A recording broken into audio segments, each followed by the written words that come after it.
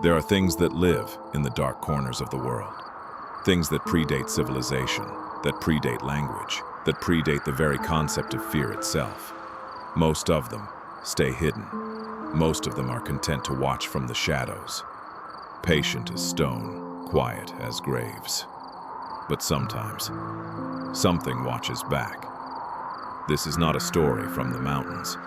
This is not a story from the deep forest or the frozen north. This is a story from the desert, from the cracked, sun-bleached badlands of western Iraq, where a small Special Forces unit was stationed at a remote observation post in the spring of 2007. A post so far from the nearest base that resupply came only twice a week.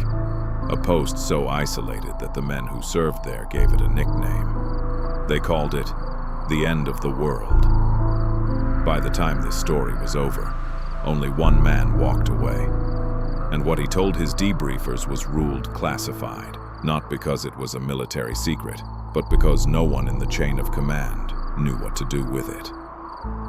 His name was Staff Sergeant Daniel Rourke, and this is what he saw.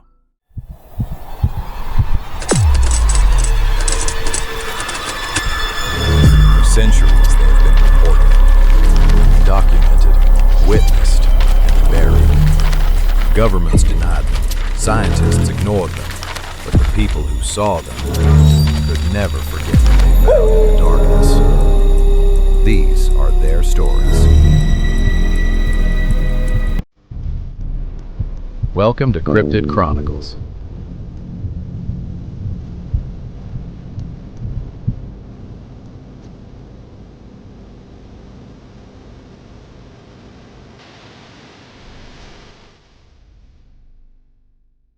The observation post, designated Kilo 7, sat at the edge of a dry ravine, 43 kilometers from the nearest coalition base. It was a cluster of sandbag walls, corrugated metal shelters, and one reinforced concrete bunker that the previous unit had left behind. Like a bad inheritance. 6 men. That was the full complement of Kilo 7's rotating garrison. 6 soldiers at the edge of the world, watching a stretch of desert that mostly watched them back. Rourke was the senior NCO, 32 years old, 8 years in the army, 2 tours in Afghanistan before Iraq. He was the kind of soldier who didn't rattle easily, who had seen enough to know that the world was dangerous and ugly, and that the right response to danger was discipline, not panic. The other 5 were good men. Specialist Marcus Webb, 24, barely old enough to drink back home but steady as a rock under fire. Corporal James Dutch Holloway, who told bad jokes at the worst times and somehow made everyone feel better for it. Private First Class Enrique Salazar, the youngest of the group at 21, who kept a photograph of his mother tucked inside his helmet. Sergeant First Class Owen Marsh, the medic who had seen more blood than most surgeons and never once flinched. And Sergeant Leo Pritchard, the radio operator, who believed in 3 things: God, the Green Bay Packers, and the importance of a clean weapon. They had been at Kilo 7 for 11 days when the first thing happened. It started with the animals. The desert around Kilo 7 was not empty. There were foxes, small pale things that moved at the edges of visibility at dusk. There were birds, ravens mostly, that sometimes perched on the sandbag walls and watched the men with unsettling intelligence. There were even wild dogs that had wandered out from the nearest village, kilometers away, scrounging for scraps. On the night of their 11th day, the animals stopped. Rourke noticed it first during his watch at 0200 hours. He was scanning the ravine with night vision when he realized the desert had gone completely silent. No foxes moving through the scrub, no ravens shifting on the walls. The wild dogs, who usually circled the perimeter in lazy loops, were gone. It was the kind of silence that has weight to it, the kind of silence that means something has changed. He swept the ravine 3 times. Nothing. He widened his scan to the ridgeline to the north. Nothing. He checked the southern approach along the dried creek bed. Something was standing at the edge of the creek bed. He almost missed it because it was standing completely still. It was tall, Taller than a man, though it was hard to judge scale at distance. It was thin, unnaturally thin, in the way that made Rourke's training mind immediately start running through possibilities. Insurgent, civilian, optical illusion caused by distance and terrain. But even through the green haze of the night vision, something about the shape was wrong. The proportions were wrong. The way it stood was wrong, like a marionette held up by strings rather than a body held up by bones. He watched it for 6 minutes. It did not move. It did not breathe. It simply stood at the edge of the creek bed and faced the outpost. Then Dutch came to relieve him for the next watch, and when Rourke looked back through the scope, the creek bed was empty. He told Dutch to keep his eyes on the southern approach. He didn't explain why. He went to his cot and lay awake until sunrise, staring at the corrugated metal ceiling, trying to convince himself it had been a rock formation, a trick of terrain and tired eyes. He almost managed it. 3 nights later, Salazar heard his name. He was on watch at 0330, positioned at the northern wall, when a voice called to him from the darkness beyond the perimeter wire. Clear as a radio transmission, calm, familiar. It called him by his first name. Enrique. Not his rank, not his last name, the way soldiers address each other. His first name, the way his mother said it back in San Antonio. He nearly answered. He told Rourke afterward that his mouth had already opened, that the word yes had already formed in his throat, before some deep animal instinct slammed the door shut. Instead of answering, he raised his rifle and activated his weapon light.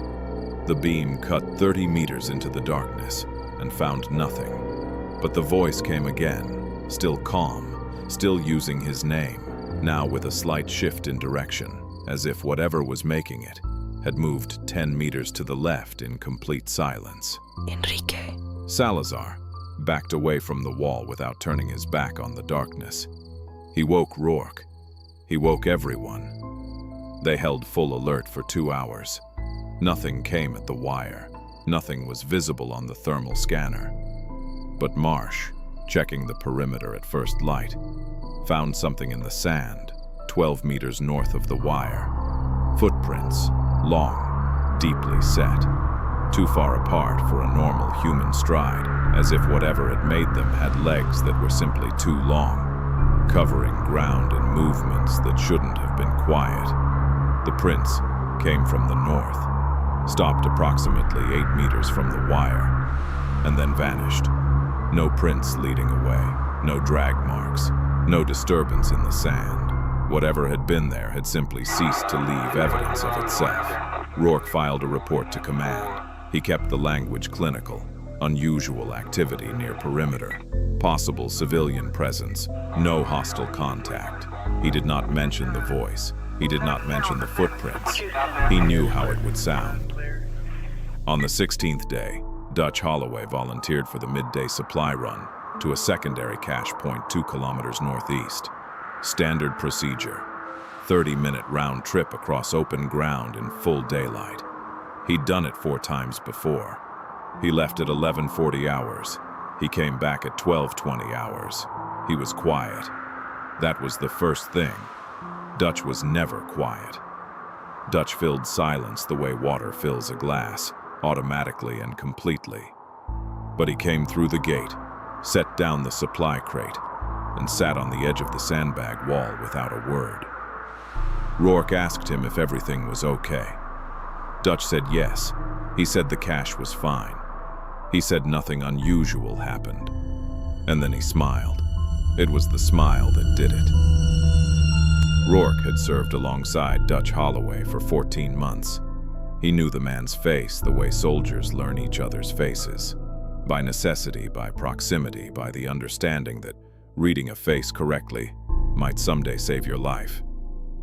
And the smile that Dutch turned on him in that moment was wrong, in a way that Rourke could not immediately articulate. It had too many degrees to it.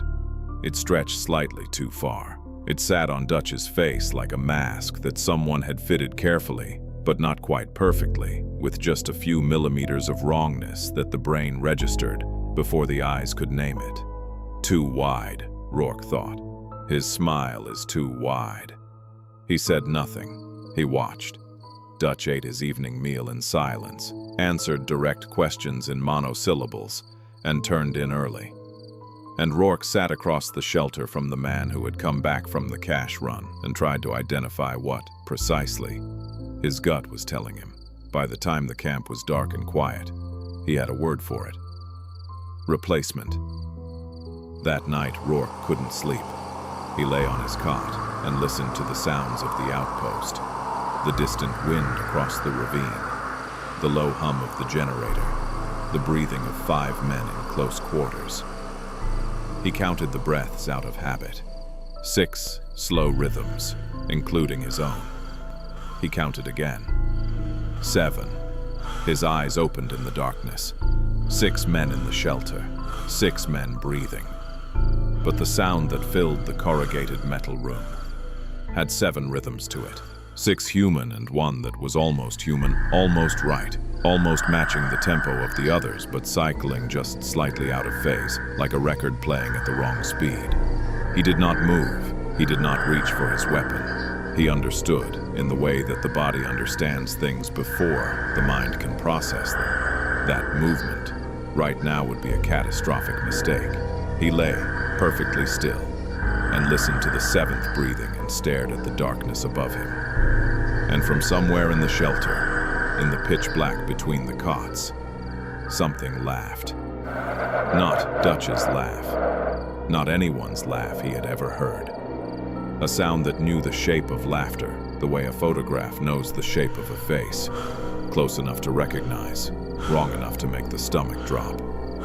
It knows we're here, Rourke thought.